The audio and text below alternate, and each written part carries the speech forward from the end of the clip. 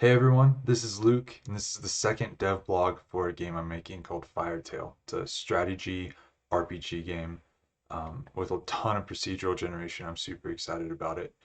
The last tech blog that we did, it really just dove into how we were doing procedural generation at a high level, how we were generating the terrain and the biomes and stuff. Today, I'm going to dive into that a little bit more. This is going to be a bit of a shorter video. I'm not going to show any code. I just really want to show you all how we're actually doing procedural generation for a couple of cool new, I guess, mechanics in the game itself. So I'll hop right into the game and we can actually just kind of talk through really two new procedurally generated features. So the first one is temperature, and you can see down here we have a little UI, I guess. Uh, End of the day, this UI is probably not what we will have, in the end game, but it gets the job done. I'm using Godot's controls and really just UI mechanisms, which are pretty sweet. They make it really easy to make very fluid, flexible UIs right off the bat. Just another thing I love about Godot. But we didn't spend a ton of time on that. We just did what we needed to do to get some stuff showing up. So the idea for temperature really for me came from the Zelda Breath of the Wild game. I'm sure other games have a similar mechanic, but in Breath of the Wild, as a lot of you will know, different regions, different areas have different temperatures. As you like go up a mountain and stuff in Breath of the Wild, it might get colder, for example. If you go in the desert, it might get hotter. And generally speaking, um, it really impacts your ability to be successful in that region if you are not equipped for that temperature. So, for example, if you're wearing like a t-shirt and you go to the top of a mountain where it's, really cold, you're actually going to lose health and you're going to have a harder time fighting enemies and surviving. There's a lot of different things you can do to try and boost yourself through that. You can eat food like hot peppers that makes you warm up and stuff like that. But the gist is the best way to be successful in a really cold or really hot region is to wear the proper clothing. That's where the idea for temperature comes from. Generally speaking, what I want to do in Firetale is I want temperature and your equip equippedness, your ability to actually handle that temperature to affect your ability to perform actions in a region. So, for example, if you're ill-equipped or unequipped for a cold region and you're fighting an enemy in a cold region, you're gonna hit less critical hits on that enemy. You might take more damage, just as an example, right? Um, what we did for temperature actually is we used the same noise map that we used for biomes. And the reason for that is really, temperature really correlates to biome, right? If I'm in a snowy biome, it's colder, right? If I'm in a grassy biome, it's a little bit warmer. And if I'm in a desert biome, it's probably hot. Within each of those biomes, we created a temperature range, and they kind of flow smoothly to one another. I used Celsius as my reference point here, which is kind of funny because I live in the US and we use Fahrenheit almost everywhere, but Celsius seemed to be a good option here. Maybe we'll do a translation later, I don't know. Um, but basically, we take the noise map and we take the thresholds that come out of it and we set a min and max and we essentially lerp whatever value we got on the noise map between that min and max for that biome into that biome's min and max temperature. What that really creates is pretty smooth transitions between temperatures. So for example, if I start at this tile right here, we can see the temperature is 14, right? As I move towards the Arctic biome, it actually gets a lot colder, right? And then similarly, if I move kind of away from the Arctic biome, it'll get a little bit warmer because now I'm, up here in the forests and hills.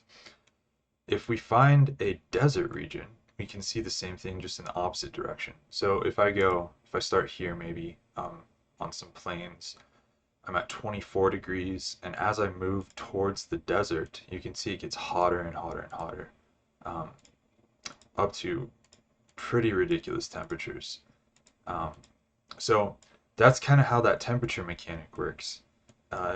It works for water too. It really works for every tile. It was kind of a tricky one to figure out how to make it flow smoothly, but once we figured it out, it ended up being pretty cool.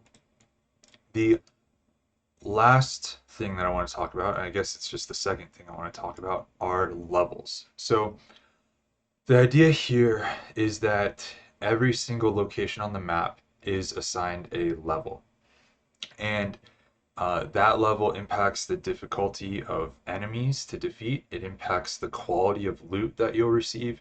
It impacts maybe the items available for trading in stores, stuff like that. It also ultimately should impact the aggressiveness of the enemies in an environment. So, for example, above a certain level, a location will have the opportunity to have aggressive enemies. If you enter a location that has aggressive enemies, you will roll a die upon entering that location, and if you hit certain numbers, you'll immediately enter combat with enemies in that location, which kind of forces you to have a strategic mindset about the game, right? When you first start off, you don't want to run right into a high level area. You want to try and train up and acquire good gear and equipment in lower level areas around you, and maybe take a lower level path until you're ready to attack those higher level areas. What we did for level is we really just did a completely unique noise map. We used the same tuning parameters actually as we used for terrain, so that we get more flow, a bit faster increases and decreases, a bit more aggressive increases and decreases. And you can see right here, we showed on our little UI as well. So right here is level 43, right? Um, it's kind of cool. I'll show you the tooltips that we have here real quick too. We have tooltips for all these. I'll talk about these middle ones in a minute here. But if I just walk around a little bit, right, you can see the level change. And we're in fairly like mid-level territory right here. Um, but if I just move around, you can see it flows up and down. Um, we can even try to find like a lower or higher level area. I don't know if this was a good spread on this generation. What we'll probably end up having to do, this is a pretty high level area, 60s. 60s. I think for this one, if I look at my console output, the highest level that we had was 76. Um, right now, we basically lerp the noise value for each location onto a range of 0 to 99. Like I said, we probably need to weight those lower levels a little higher, just so there is for sure lower level area at the beginning of the game. But as we go through here, you can see location changes. There's some high level areas. Looks like we have, some lower levels over here, 30s. A little bit of tuning necessary, but generally that's the idea. And I think it could create some really cool strategic gameplay. Um, I'll talk a little bit about this stuff here real quick. So in the middle, really and this is stuff that I haven't really worked on too much, but I just want to give you all a brief introduction to it. Every location will have attributes, okay? I was talking a little bit about the aggressive attribute earlier. That's indicated by this aggressive icon. This guy will indicate whether or not there's combat available in an area. For example, literally like enemies, monsters, muggers, bad people, whatever you might run into, right? If you're in a town, a good town, you probably won't have combat, stuff like that. And then here's an example of a skill-based one, so hunting. Um, Probably not something that I'll create anytime soon, but I was thinking a lot about it. There's a lot of cool things we could do with skills like hunting and fishing and stuff. Certain locations will offer different skills that you can participate in, right? That's really all I had to show. Kind of a short one. Really just wanted to talk about those two new procedural generation mechanics that we added into the game.